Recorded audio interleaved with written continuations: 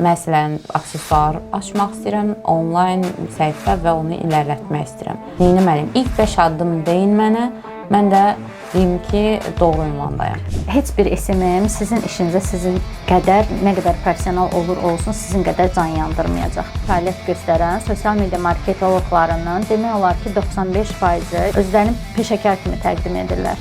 Adamlar elə başa düşüb ki, mən hətta orada boyda danışıb izah eləməyimin qabağında adamlar elə başa düşüb ki, mənə ödədiyi xidmət haqqının müqabilində reklam büdcəsini də məndən olmalıymış. Mənim dediyim büdcəni siz reklama qoymayacaqsınızsa, mən sizlə işləyə bilmərəm. Çünki özüm nəticə almayanda o iş artıq başlayır məni sıxmağa və özüm dayandırıram. Mən də gedim haranısa mı təmir edeyim, qabağında oynayım ki, buranı da bugün təmir elədim.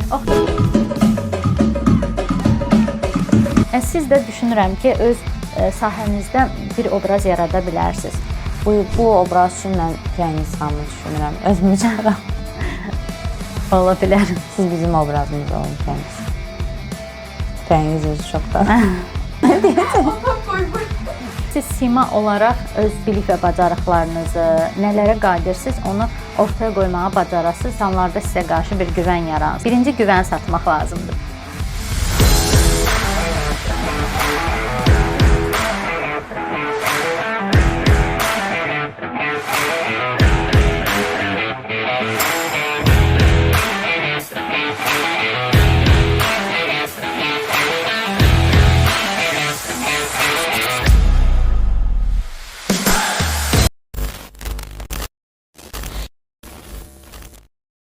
Hər kəsə salam. Hər həftə yeni qonaqlarımız və yeni mövzularımızla sizin qarşınızdayıq. Biraz xəbər aparıcılar kimi oldu. Yenə də həmişəki kimi hər kəsə salam. Məncə yaxşıydı. Qəşəngdir, kəsməyək. Yox, kəsməyək. Həmişə kimi, bu da mənim şeyimdir. Hə. Bugün də aktual mövzulardan biri olan sosial media marketinq, qısa adıyla SMM, bəzən də SMM kimi mən deyirəm öz dostlarıma, bəzən zarafat edirəm. Bu mövzuda sizlə danışmaq istəyirəm. Qonağım, yaxın dostumuz, həm də öz işində peşəkar və qısa zamanda möhtəşəm işlər yaradan Lalə xanımdır. Lalə xanım, salam. Salam, Afaq xanım. Xəbər aparıcısı kimi olmaq istəmirəm. Tam səmimi danışacağam, səmimi suallar vermək istəyirəm. Bir rəhbər kimi, işləri idarə edən biri kimi bilmək istəyirəm ki, bizi niyə aldadırlar? SMM-lər, qısaca SMM-lər deyim, media ilə məşğul olan insan bizi niyə aldadırlar?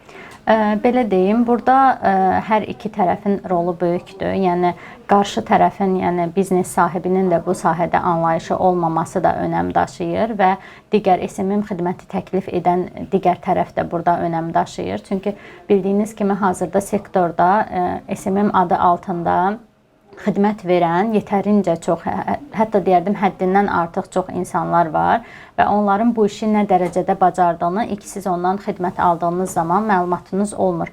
Gəlir sizə xidmətini təklif edir və sizə vədlər verir ki, mən bu şeyləri biləcəm və sizin üçün görəcəm, belə edəcəm, elə edəcəm. Siz əgər bu sahədə müəyyən qədər bir bilikləriniz, primitiv bir anlayışlarınız yoxdursa, onun dediyi şeyləri inana bilərsiniz. Bəli, inana bilərsiniz ki, edəcək və bu hazırda yəni çox adamların başına gəlib və hətta mənim müştərilərimdən olub ki, biz ondan iş danışanda deyib ki, siz mənim danışdığım 90 neçənci SMM-siz. Bu mənim başıma da gəlib. Çox yaxın bir zamanda mən normalda öz işlədiyim heyətdə kim gəlir ona inanıram. İnanmağı seçirəm. Bu bir şeydə olmasın, növbəti gələn əməkdaşımız üçün ona inanıram, bir bəhanə olmasın, artıq ağıllanmışam. Amma həmin müddət mən doğrudan da işini bilən, öz sosial mediasında yüksək, tanınan, adını çəksəm indi onun üçün pis olacaq, amma eləməyəcəm bunu, narahat olmasın. Gəldi, ilk salam verdi, öz işlərini göstərdi, okey, öz səhifəsini göstərdi, təlimlər verir, çox güclü, hətta kursu belə var. Mən baxıram ki, bu adam eğitimlər verir, seminarlar verir, deməli güvənilir adamdır. Salam verdik, Afaq xanım ödənişin yarısı, tamam, okey, heç mən ilərlətmədim. Atdım ödənişin yarısı, 2 gün olub, heç nə yox, 3 gün olub, heç nə yox. Bir dənə reklam posta qoydu, İtaliyadan, Dubaydan, hətta Pakistandan belə takiblər gəlməyə başladı. Maşallah deyə sizi qlobal bazara çıxarıblar. Qlobal bazara çıxarmışdı rəsmən məni. Sonra elə axşam yenə dedi pulun yarısı, yenə göndərdim. O bu adam itdi.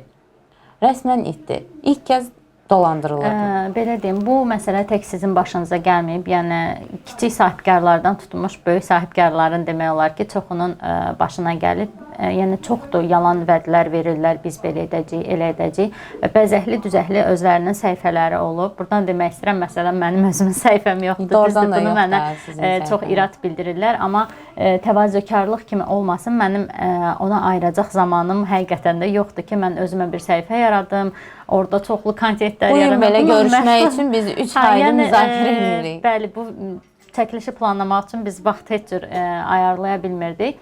Yəni özlərinə bir səhifə yaradırlar, orada müəyyən göstərməli şeylər edirlər, müəyyən tələbələrlə çəkilişlər falan, mən belə, mən elə. Amma işin bilik tərəfinə gələndə bir bilən adamla o adam ünsiyyəti zamanı artıq bir neçə dənə belə deyim, SMM-ə aid bəzi terminlər, bəzi şeylər soruşursan, görürsən ki, bu adam SMM-i nəsə çəkmək, paylaşmaq bundan ibarət sanır. Yəni o insan üçün SMM deyəndə, sosial media marketinq deyəndə video çəkmək, Canva-da və ya hansısa bir başqa bir proqramda nəsə bir post dizayn etmək, bunu paylaşmaq və SMM-i bundan ibarət bir şey kimi anlayırlar. Amma əslində SMM bu deyil. SMM yəni rəqəmsal marketinqin özü bir hissəsidir. SMM-in özünün də çox şaxəlidir, yəni müxtəlif istiqamətləri var və burada texniki tərəflər çox önəmlidir.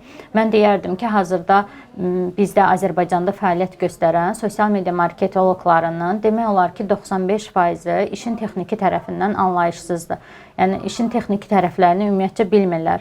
Dediyim kimi, sadəcə sanırlar ki, mən paylaşım edəcəm və yaxud bir postu reklama çıxardacam, onu da necə, nə cür, yəni hansı strategiya ilə çıxardacam, məqsədim nədir, yəni bəzi detalları bilmirlər. Ümumi anlayışları var, belə deyək və özlərini peşəkar kimi təqdim edirlər. Bayaq biz öz aramızda söhbət edəndə dediniz ki, mövzu nə olacaq? Siz də qəşəng bir başlıq verdiniz. Azərbaycanda SMM-in qara günü. Azərbaycanda SMM-in qara günü. Məsələn, videonun möhtəşəm bir başlığı ola bilər. Bu doğrudan da belədir. Əslində mən bununla razıyam ki, biz sahibkarlar da çox şey tələb edirik, az pula. Bununla da razıyam. Bəli, amma o qədər bazar bölünüb ki, o qədər çoxalıb ki, yəni hər şeyə artıq bəzən elə bir mütəxəssis gəlir. Əslində ona mütəxəssis deməyim də, yəni özünü mütəxəssis kimi göstərənlər gəlir, hər şeyi təqdim edir və mən fikirləşirəm ki, öz adıma da mən fikirləşirəm ki, mən həm copywriter axtarım, həm post düzəltmək üçün dizayner axtarım, həm targetoloq axtarım, həm özüm kontent fikirləşim. Yəni normalda content manager başqa olur, hamısı başqa olur. Bəli, bunların hamısı başqa olanda möhtəşəm olur, kreativlik də olur. Təbii ki, mən onun hamısını bir nəfərdən gözləsəm, bu çox da irəliləməyəcək. Amma təəssüf ki, biz də hamı kimi fikirləşirik ki, az büdcə, çox iş, amma finalı belə deyim, hüsran. Burada əsas məsələ o hissələri yenə bir tərəfə qoyuram, müəyyən bir şeylərlə o hissələri ayarlamaq olur. Bəzən sahibkarların əsas problemi nədir? İndi başa düşürəm, bəzən kiçik sahibkar olur, büdcəsi o qədər olmur, xidmət haqqı olaraq həm də düşünürlər ki, sən nə iş görəcəksən ki, sən elə bir dənə post paylaşacaqsan, ondan ötürümü mən sənə bu qədər pul verim? İşin reklam tərəfini çox da anlamırlar ki, yəni burada məsələ tək post paylaşmaq deyil. Məsələn, bu yaxında mən bir müştəri götürmüşdüm, mebel sektorudur. Adamlar elə başa düşüb ki, mən hətta orada boyda danışıb izah eləməyimin qabağında adamlar elə başa düşüb ki, bunun ödədiyi müəyyən o bir mənə ödədiyi xidmət haqqının müqabilində reklam büdcəsini də məndən olmalıymış. Və mən onlara deyəndə ki, karta bəs heç olmasa minimal bu qədər məbləğ qoyun. Bir dəfə qoydular, iki dəfə qoydular, çox cüzi bir məbləğ, belə deyim. Səhifələri də onsuz da panel falan idi. Yəni müəyyən bir işlər getməli idi səhifədəki. Biz bir yerə gələk çıxaq da. Yəni heç olmasa bir kütləyə biz gəlib çata bilək. Və müəyyən müddətdən sonra artıq mən özüm gördüm ki, bunlar reklama büdcə ayırmaq istəmirlər və o iş artıq mən elə işlərdə demotivasiya oluram, özüm o işi təhvil verirəm, deyirəm ki, yox, siz əgər mənim dediyim büdcəni siz reklama qoymayacaqsınızsa, mən sizlə işləyə bilmərəm. Çünki özüm nəticə almayanda o iş artıq başlayır məni sıxmağa və özüm dayandırıram. Dedilər ki, yox, siz narahat olmayın, siz paylaşımlarınızı edin. Deyirəm ki, artıq yəni bu heç bir şey dəyişmir də. Burada səhifəniz paneldir, onsuz da axır bir yerdə onsuz da siz mənə deyəcəksiniz ki, nə oldu? Heç biz satmadıq, heç bir şey olmadı. Mən sizə nə cavab verəcəm? Ona görə gəlin bəri başdan mən bu işi dayandırım da, əgər siz reklama büdcə ayırmırsınızsa. Bəzən belə də olur. Bəs yaxşı, bu düz həldimi ki, çox pul möhtəşəm reklam deməkdir? Çox pul möhtəşəm reklam demək deyil, amma çox pul böyük kütlə deməkdir. Yəni məsələn bizim büdcəmiz nə qədər çoxdursa, biz o qədər çox adama çatırıq, belə deyim. Büdcə çoxdur. Biz məsələn $5 ödəyib, məsəl üçün deyirəm 500 adama çatırıqsa, $10 ödəyib 1000 adama çatırıq bu cəhətdən. Amma burada müəyyən nüanslar var, müəyyən strategiyalar var, müəyyən düzgün hədəfləmə var ki, biz orada büdcəmizi də normal səviyyədə tuta bilərik. Yəni artıq pul xərcləmədən istədiyimizə çata bilərik. Yəni bu var. Yəni bəzən o demək deyil ki, çox pul xərcləyəndə həqiqətən də mən yaxşı nəticə alacağam. Bu tendensiya düz deyil əlbəttə ki. Normal məbləğə də istədiyimizə çata bilirik. Sadəcə burada bəzi şeylər mütəmadi olmalıdır. Yəni bu gün bir gün reklam qoydum, nəticə oldu deyə bir şey olmur. Yəni reklam mütəmadi getməlidir, mütəmadi büdcə ayrılmalıdır. Məsələn, elə müştəri olub ki, məndə bir il biz reklam qoymuşuq, nəticə əldə edə bilməmişik onlarla. Amma o sahibkar özü, yəni bu sahədən, biznesdən anlayışı olan adam olduğuna görə özü mənə deyirdi ki, Layla xanım, narahat olmayın. Mən bilirəm ki, mən bu etdiyim işi gələcəyə yatırım üçün edirəm. Bunun effekti olacaq. Bu hovuz sektoruydu, belə deyim. Növbəti sezonda artıq biz digər o itirdiyimiz bir ilin 2 qat əvəzini çıxartdıq, belə deyim. Yəni artıq istədiyimiz nəticəni əldə etdik. Yəni sahibkar yatırım edəndə nəyə etdiyini, nə səbəbə etdiyini başa düşməlidir.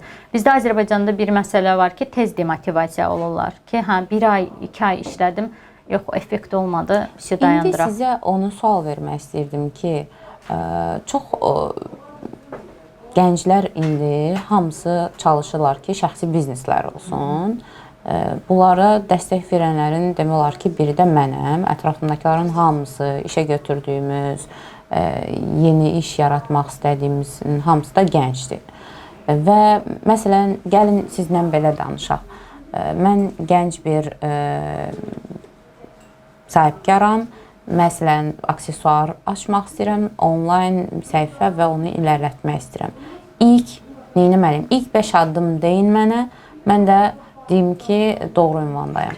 Mən ümumiyyətlə belə bir şey deyim. Əgər siz özünüz üçün bir biznes qurmaq istəyirsinizsə və bu xırda bir biznesdirsə, heç bir SMM sizin işinizə sizin qədər, nə qədər professional olur olsun, sizin qədər can yandırmayacaq. Bu məncə %100 qlobaldır. Yox, belə deyim. Əgər kiçik bir biznesdirsə və siz sıfırdan başlayırsınızsa, onu mən məsləhət görmürəm ki, hansısa bir SMM-ə iş versin ki, gəl sən mənim işimi gör. Əgər özü də gəncdirsə, gənclər üzərindən danışırıq və götürsək ki, hazırda gənclər bu sahədən anlaqlıdırlar. Yəni bu sahədə azdan çoxdan bilikləri var, müəyyən bir şeylərdən, mənbələrdən də istifadə edə bilərlər.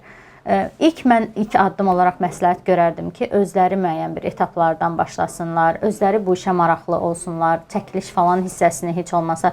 Çünki məhsulu da bəzən o qarşındakı SMM heç sənin təqdim etdiyin məhsulu özün qədər tanımır. Bu da var. İndi məsələn çox çoxalıb evdə yemək bişirən xanımlar, tort hazırlayan xanımlar, şirniyyat hazırlayanlar, hətta heç bunun türklər demişkən pazarlamasını belə düşünməyən, amma səhifə açan və öz-özünə böyüdən bir kütləyə sahib olan səhifələr var. Düşünürəm ki, onların gücü daha böyükdür. Bu bayaqları biz öz aramızda da danışırdıq. Sosial medianın algoritması mı dəyişdi, yoxsa Nə baş verdi? Aha, belə deyim, hazırda daha çox orqanik, necə deyim, təbii çəkilmiş bir şeylər, təbii öz axışında çəkilmiş bir şeylər daha çox aktualdır. Ümumiyyətlə biz bayaq danışdıq reklam büdcəsindən. Mən hər zaman demişəm ki, kontent 70%-dir, hətta 75%-dir, amma reklam tərəfi 25%-dir. Yəni siz mənə bu gün günlük $100 belə reklam büdcəsi versəz, sizin səhifənizin kontenti, səhifənin ümumi dizaynı, yəni uyğun deyilsə, yəni müştəriyi cəlb edəcək bir vəziyyətdə deyilsə, güvən vermirsə, mən ora nə qədər büdcə yatırsam da siz oradan müştəri ala bilməyəcəksiniz, biz onu sata bilməyəcəyik. Ona görə yəni təqdim olunan şey nə cür təqdim olunduğu çox önəmlidir. Keçən dəfə mən bir video çıxıb qarşıma, TikTok videosudur. Tapıb 100% buralara ya buralara bir yerlərə əlavə eləyərik. Həmin xanım bizi tapsa və linçləsə ya da ki biz əslində onu linçləməliyik. Çox gənc bir xanımdır. Demək olar ki uşaqdır. Deyir ki mən deyir videomu, səhifəmi böyütmək üçün belə eləməliyəm. Düşür metroda. Belə çox qəribə hərəkətlər eləyir. O əslində bir mizahdır, siqnal verir o, mən elə düşünürəm. Mizahdır, nədir, amma milyonlar baxış alır. İndi neyniyəm? Məsələn, mən bir rəhbər kimi neyniyəm? Düşüm o evini satan biblər kimi, memar kimi. Mən də gedim haranısa mı təmir edeyim, qabağında oynayım ki, buranı da bugün təmir elədim.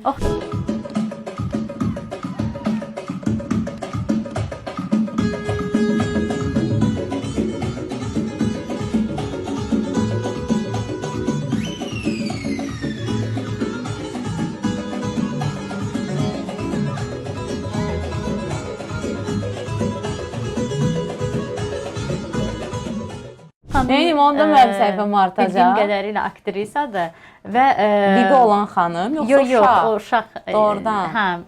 Aktrisadırsa onda yaxşı rola girir. Mənə elə gəlir ki, o bundan cəmiyyətə bir siqnal ötürmək istəyir. Mən belə düşünürəm şəxsən ki, yəni ki, müsbət tərəfli insansız. Necə? Demək istəyir ki, yaxşı keyfiyyətli şeylər yox, belə şeylərə baxılır. Amma doğrudan da yəni bu əgər diqqət çəkmək idisə, diqqət çəkmək idi. Bəli. Məsələn, mənim kimi, mən demirəm mən möhtəşəm, dərin fikirləşən insanam, amma mənim kimi hər detalda xırda düşünən insan sizin kimi baxmadım. Məsələn, sizin kimi indi fikirləşirəm ki, bəlkə də demək istədiyi olmur. Mən açığı elə anladım, çünki o videoların davamı gəlmədi. Gəlmədi. O bundan mən düşünürəm ki, bir siqnal verirdi. Bəlkə tənqid aldı. Düşünmürəm, yox. Çünki digər videolarına da baxanda yetərincə tənqidə açıq olduğu bir xanım görünür. Yəni məncə, yəni ətrafı çox da belə deyim, türk dilində deyəcəm, takmayan bir xanıma oxşuyur. O sözsüz. Və mən niyəsə məsələ düşünürəm. Görürsüz, bəs yaxşı. Məsələn, mənə mən belə deyim, hər mediaya necə deyim, bizim işimizin media tərəfi var. Biz təmir, tikinti ilə məşğul kurslarımız var. Hər bir şeyimiz var. Media bizə lazımdır. Amma dildən dilə ötən əl işlərimizi də göstərdiyimiz çox yer var. Mən neyim? Mən də gedim qabağımda oynayım. Yox, əslində bu necədir? Hər kəs öz sektoruna uyğun müəyyən bir obraz yarada bilər. Məsələn, mənim bir müştərim var, tibb sektorundan bir şirkətdir, tibb şirkətidir. Biz onlarla ilk dəfə başlayanda mən sahəni araşdırdım, gördüm ki, bu sahədə hamı elə ancaq şəkilli postlar paylaşırlar. Yəni sıradan hamı kimi. Mən o müştəriyə təklif etdim ki, gəlin biz sizi çəkək sima olaraq. Bizim burada videoqrafımız Zəlimxan bəy də tanıyır. O da o çəkilişlərdə iştirak edib. Çox maraqlı da videolar çəkib. Baş hərfi. Mən sizə göstərərəm və başladıq həmin şəxsi sima olaraq tanıtdıq həmin sektorda. Türkiyə Tibbi Praktika həkimləri göndərir həmin şirkət və hazırda Azərbaycanda həmin səhifə kimi kontenti olan bir səhifə o şirkətlər arasında yetərincə çox elə bir şirkət var və heç birinin elə bir səhifəsi, elə bir obrazları, o cür çəkilişləri yoxdur. Yəni biz fərq yaratmağı bacardıq. Artıq oradan yetərincə də biz axını özümüzə digərlərindən yönətməyi bacardıq. Çünki digər tərəfdə göndərən adamları sima olaraq heç kim tanımırdı və güvənmirdilər onlara. Orada biz İsmail bəy buradan salamlayıram. İsmail bəyi sima olaraq tanıtdıq deyə artıq düşünürəm ki, Türkiyədə tibbi praktika deyəndə ağla İsmail bəy gəlir. Çünki artıq biz onu sima olaraq çox tanıtdıq. Yəni siz də düşünürəm ki, öz sahənizdə bir obraz yarada bilərsiniz. Bu obraz üçün mən Firəngiz xanımı düşünürəm. Özümü çağıram. Ola bilər. Siz bizim obrazımız olun Firəngiz. Firəngiz özü şokda. Yəni önəmli olan odur ki, önəmli odur ki, siz sima olaraq öz bilik və bacarıqlarınızı, nələrə qadirsiniz, onu ortaya qoymağa bacarasınız və insanlarda sizə qarşı bir güvən yaransın. Birinci güvən satmaq lazımdır, belə deyim. Ondan razıyam. Mən sizə son sualımı və bilmək istədiyimiz xırda nüanslar da var. Onu da verim və ümid edirəm ki, faydalı bir məlumat vermiş olacağıq. Mən də çox ümid edirəm. Siz həm də təlimçisiz, həm mütəxəssissiniz, səhifələr idarə edirsiniz, bizneslərə dəstək olursunuz, həm də təlimçisiz. İndi çoxdur. Mən başqa kursları pisləməyəcəm ya da ki, bu barədə danışmayacağam. Amma məbləği çox yüksək tutan kurslar var, məbləği çox aşağı tutan kurslar var. Və tələbə bilmir ki, hansına getsin, nə istəsin. Məsələn, çox yaxşı bir video çıxmışdı qarşıma ki, əslində o bizim sfera üçündür. Dizayner olmaq istəyirsənsə, mən özümüz üçün nəzərdə tuturam o araşdırmalarımda, bir dizayner sənə nə verməlidir? Yəni, sən o kursdan nə almalısan? Bəs sizə müraciət edənlərə siz nə vəd edirsiniz? Yəni, məsələn, nə fərqlənməliyəm? Bu dəqiqə çoxdur da, yəni SMM təlimçi, marketinq, hətta indi eyni şeyləri öyrədirlər, amma Google təlimçisi filan, yəni adlarını çox əcaibləşdirirlər. Kofelerin fərqli adları olduğu kimi heç birində deyə bilmirik. Amma gəl ki, maraqlı bir şeymiş kimi. Bəs siz nə ilə fərqlənirsiniz? Belə deyim, burada var təlimlər, ümumiyyətcə ümumi rəqəmsal marketinq təlimi var. Bunun içərisinə çox şey aiddir və qiymət baxımından yüksək olmağı da normaldır. Çünki o yetərincə biraz çətin sahədir. Yəni orada SMM-dən əlavə də çox şeylər öyrədilir və qiyməti yüksək olmağı normaldır. Bir də burada təlimçinin kim olması da önəmlidir. Məsələn, ola bilər ki, eyni səviyyədə bilirlər. İkisi də eyni şeyi öyrədir, amma təlimçinin biri artıq sima olaraq özünü brendləşdirib və bu insan bu sektorda yaxşı tanınan, məşhur bir adamdır. Onunla mənim qiymətim bir ola bilməz. Məsələn, kiminsə də belə deyim, başqa bir təlimçinin.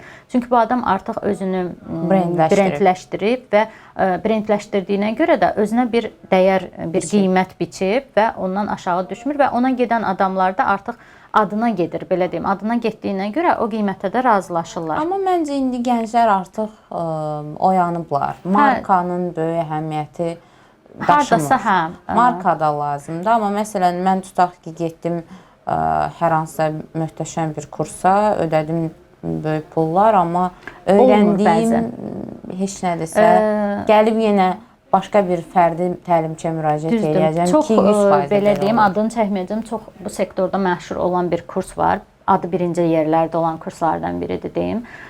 Onların tələbələri var idi. Mən təcrübə proqramında görmüşdüm həmin tələbələri. Dedilər ki, bəs təlimə biz gedəndə, yəni çox da böyük bir məbləğədir orada rəqəmsal marketinq kursu.